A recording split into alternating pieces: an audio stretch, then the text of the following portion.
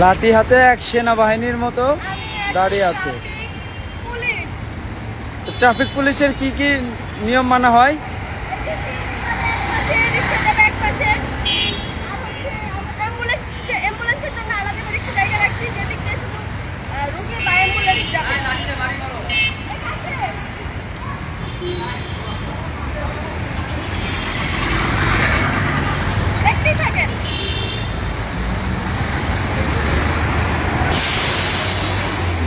দেখেন একজন ট্রাফিকের কি ক্ষমতা, লাঠি হাতে থাকলে অনেক কিছু হয়ে যায়।